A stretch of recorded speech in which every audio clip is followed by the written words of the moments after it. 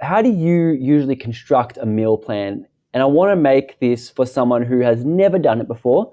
They kind of, I don't even know what people do when they don't have a meal plan. It's just so far from where my mind is at. But where do you begin in that process?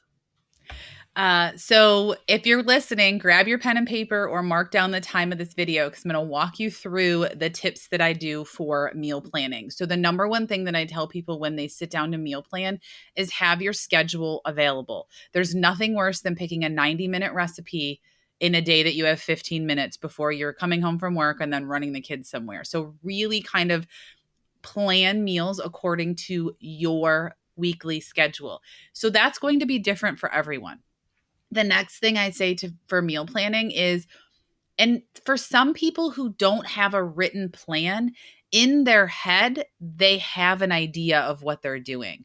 So the first thing I tell people is look at your schedule and then look at the week. And I actually teach people to plan right on their day planner or their calendar because they can see where the time crunches are, where the things, where the meal planning, prepping ingredients will fit in. And then what I like to have them do is pick the easy ones first. If you know that every single day you eat chia pudding, oatmeal, cereal with plant milk, tofu sandwiches, like if you know that your breakfast is easy and done, put those in because that's 7 wins that you already have. You already know what those are, put them in. If you're like, oh, so my husband and I used to do a new meal for dinner, leftovers for lunch, a new meal for dinner, leftovers for lunch, and that was kind of our system. We've since pivoted from that and we're trying a new system. And so we do starch and salad for lunch. So that would consist of baked sweet potatoes, brown rice, white potatoes that have been cooked as our starch, beans as the other part of our starch. So we try to get beans at least at 2 meals a day, and then a huge salad or lots of veggies. And the reason for the starch and salad is to start to get in that variety. Our salads can have, 10 different ingredients. Now, if you're sitting there and you're like, I don't have time to make a salad with 10 different ingredients, I understand that. You can get a lot of vegetables that are already pre-cut for salads right at the grocery store. You can prep everything earlier in the week and then just kind of grab it out of the fridge like a salad bar. You can prep your salad right in a mason jar for a couple of days and it lasts because you can seal it airtight. So just look for strategies of ways that you can kind of implement that. I don't want to get too much into meal prepping, but I Mhm. really want to like leverage this meal planning and this opportunity to help people make this a part of their life. So you could either do, like I said, meal leftovers, or you could do a similar meal all week. Somebody might do wraps every day. So they have veggies cut up for wraps or salad wrap, and then they make wraps for their lunches. They might do a pasta salad or something that they can eat cold. They might do a soup in the colder months. So just thinking about your lunch being something, it could be something that's you make it on Sunday or Monday night and it's ready for the week. And then where I see people struggle the most is dinner.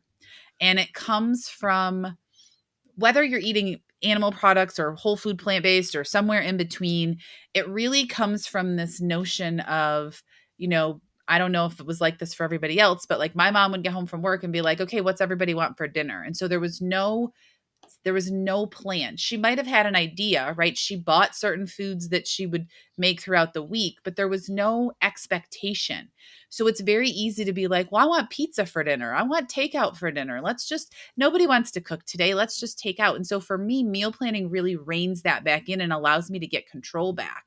And so I always tell my number one tip is to plan meals that excite you and the family so that you want to cook it, so that you're not, oh, well, I don't feel like cooking, so I'll just get takeout. Because that's especially important if you're really looking to stick to whole plant foods, because there's not a lot of options for whole plant food eating at restaurants or dining out. So my as I move through the dinners, I'll often have themes. So Monday might be meatless meals. Now, all of my meals are meatless, but these are more along the concept of maybe mushrooms for, like grilled mushrooms with potatoes and a vegetable for like my steak and potatoes and vegetable. Tuesdays are always taco nights, so I could rotate 4 different taco recipes through the month, and my whole month of Tuesdays could be planned. Wednesday, it might be a day that's really busy for you. So maybe that's a leftover night, or maybe that's, a fast 15-minute fried rice or something like that. So, really just looking at ways that you can fit these whole plant foods right into your meals or right into your schedule so that you don't feel like you are, constantly having to battle the question, what's for dinner, or, you know, falling off the wagon per se and eating foods that don't align with your goals when you could have had a plan ahead of time.